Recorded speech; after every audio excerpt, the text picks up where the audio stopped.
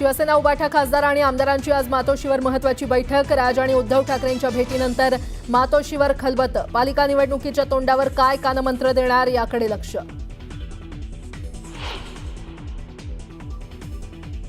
असं आहे ना, या देशामध्ये लोकशाही आहे, या देशामध्ये जरांगेशाही अजून यायची आहे।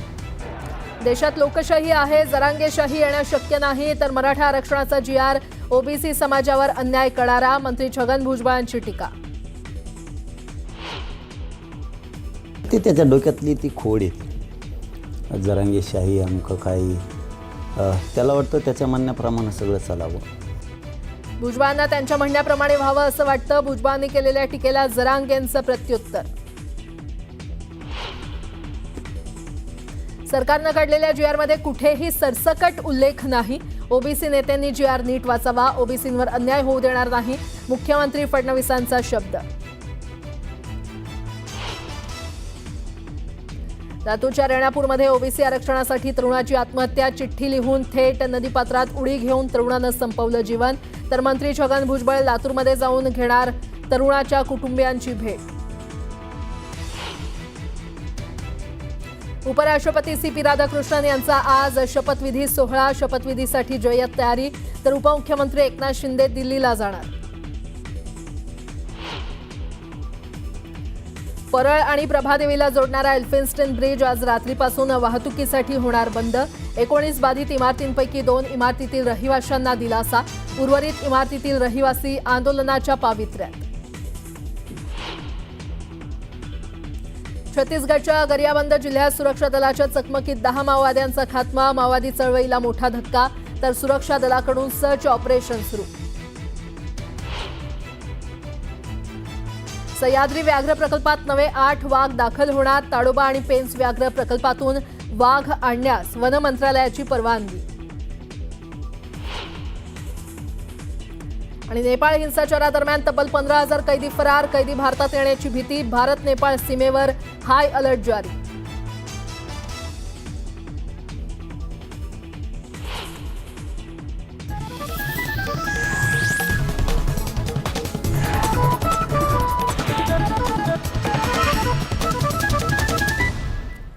बातमीपत्राला आता सुरुवात करूयात। आगामी महापालिका निवडणुकीच्या पार्श्वभूमीवर ठाकरे बंधू एकत्र येण्याच्या हालचाली सुरू झाल्यात।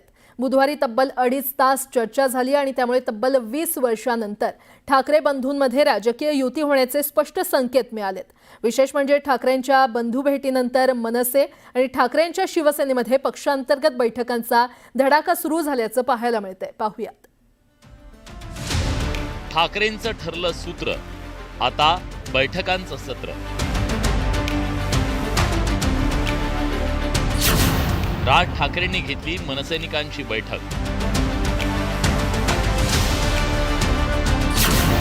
उद्धव ठाकरे शुक्रवारी नेत्यांशी बोलणार।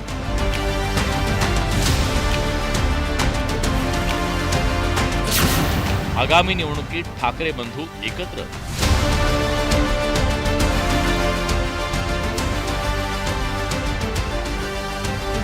ठाकरे बंधूंच्या भेटीनंतर आता दोन्ही पक्षांच्या बैठकांना वेग आल्याचं पाहायला मिळतंय।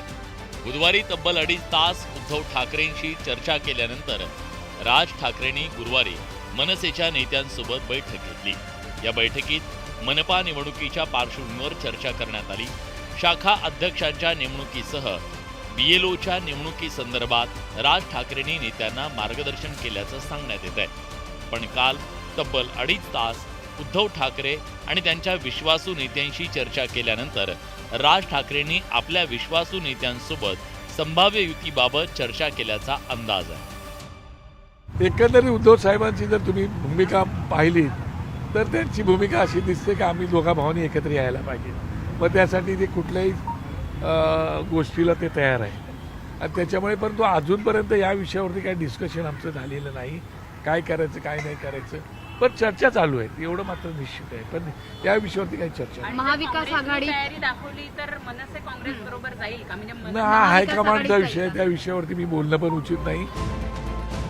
दुसरीकडे उद्धव ठाकरेंनीही शनिवारी त्यांच्या पक्षाचे आमदार, खासदार आणि जिल्हा प्रमुखांची बैठक बोलावली आहे। या बैठकीत आगामी पालिका निवडणुकांसह राज ठाकरेंच्या मनसेसोबतच्या संभाव्य युतीबाबत चर्चा होण्याचा अंदाज आहे.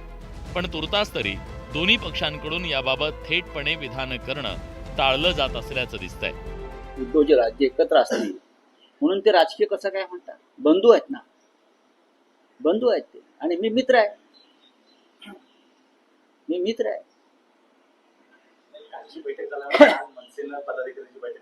आज शिवसेनेची पण आहे. बघा, पदाधिकाऱ्यांची बैठक ही सतत चालणारी प्रक्रिया आहे राजकारणामध्ये. तुम्ही राजकारण म्हणताय ना, मग ही सतत चालणारी प्रक्रिया. निवडणूक आलेल्या आहेत, महानगरपालिकेच्या, जिल्हा परिषदेच्या, बैठका घ्याव्या लागतील.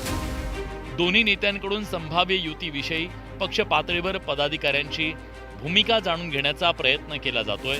त्यामुळे पालिका निवडणुकीत ठाकरे बंधू एकत्र येणार असल्याची राजकीय वर्तुळात चर्चा सुरू आहे.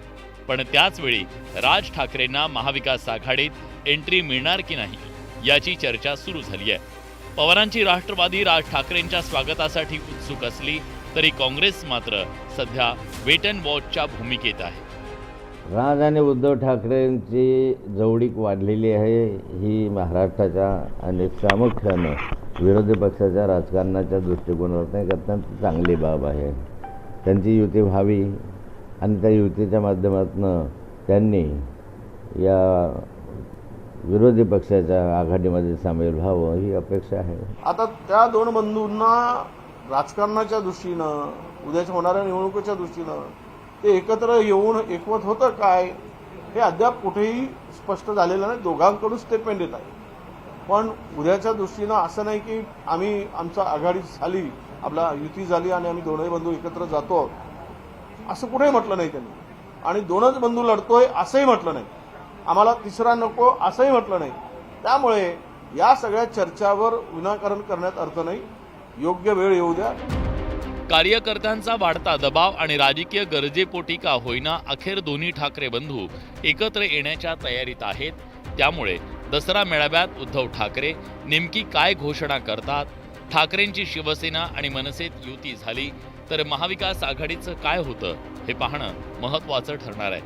पण ठाकरेंच्या या राजकीय युतीनं महाराष्ट्रातील राजकीय समीकरणं बदलणार आहेत एवढं नक्की. शरद जाधव, न्यूज 18 लोकमत, मुंबई. आता एक मोठी बातमी. परळ आणि प्रभादेवीला जोडणारा एल्फिन्स्टन ब्रिज बंद होणार आहे. आज रात्रीपासून एल्फिन्स्टन ब्रिज वाहतुकीसाठी बंद करण्यात येणार आहे. 19 बाधित इमारतींपैकी 2 इमारतींना दिलासा मिळालेला आहे. उर्वरित 17 इमारतींमधील रहिवासी हे आंदोलनाच्या पावित्र्यात आहेत. परळ आणि प्रभादेवीला जोडणारा 100 वर्ष जुना एल्फिन्स्टन उड्डाणपूल हा अखेर आज शुक्रवारी रात्रीपासून बंद होणार आहे. उड्डाणपूल परिसरातील बाधित होणाऱ्या रहिवाशांनी कडाडून विरोध केल्यामुळे गेल्या कित्येक दिवसांपासून हा उड्डाणपूल बंद होऊ शकला नव्हता. आता मात्र बंदची कार्यवाही होणार आहे. तशी अधिसूचनाच आज वाहतूक पोलिसांकडून जारी करण्यात आली आहे. मुंबई महानगर विकास प्राधिकरण विभागामार्फत हा जुना पूल जमीनदोस्त करून तिथे नवीन उड्डाणपूल आणि शिवडी वरळी एलिव्हेटेड कनेक्टर उड्डाणपूल उभारण्यात येणार आहे. आणि या संदर्भात अधिक माहिती देत आहेत आमच्या प्रतिनिधी प्रणाली कापसे आपल्यासोबत जोडल्या गेलेल्या आहेत. प्रणाली, एल्फिन्स्टन ब्रिज आजपासून बंद होणार आहे. गेल्या कित्येक महिन्यांपासून तो बंद होणार असं बोललं जात होतं, मात्र आज तो दिवस उजाडलेला आहे आणि आज रात्री 12 पासून हा ब्रिज बंद होईल. काय अपडेट? वरळी शिवडी हा जो प्रकल्प आहे या प्रकल्पाच्या मार्गातला सगळ्यात महत्त्वाचा टप्पा म्हणजे एल्फिन्स्टन पूल किंवा आत्ता जो ज्याला प्रभादेवीचा पूल असं म्हटलं जातं, इथे उभारला जाणारा डबल डेकर पूल. कारण आत्ता मुंबईमध्ये तसा डबल डेकर पूल जो आहे तो कुठेही नाही आहे. हा पहिला डबल डेकर पूल असणार आहे. एक हा रस्ते म्हणजे खालची जी वाहतूक आहे पूर्व आणि पश्चिमेला जोडणारी ती वाहतूक एका पुलावरनं होणार आहे. तर दुसरा पूल हा थेट शिवडीकडे जाणारा जो एलिव्हेटेड रोड आहे तो असणार आहे. त्यामुळे इथे डबल डेकर पूल तयार केला जाणार आहे. परंतु तो इथल्या ज्या 19 इमारती ज्या बाधित होत होत्या पहिल्या म्हणजे पहिल्यांदा जेव्हा याचा आराखडा तयार करण्यात आला होता तेव्हा 19 इमारती या बाधित होत आहेत असं सांगितलं जात होतं आणि तेव्हापासून इथल्या या 19 इमारतीतल्या रहिवाशांना त्यांच्या पुनर्वसनाचा प्रश्न भेडसावत होता. परंतु नंतर काही दिवसांनी आता साधारणतः 1 वर्षभरापूर्वी असं सांगण्यात आलं की केवळ 2 इमारती बाधित होत आहेत आणि त्यामुळे त्या 2 इमारतींचा पुनर्वसनाचा प्रश्न आहे.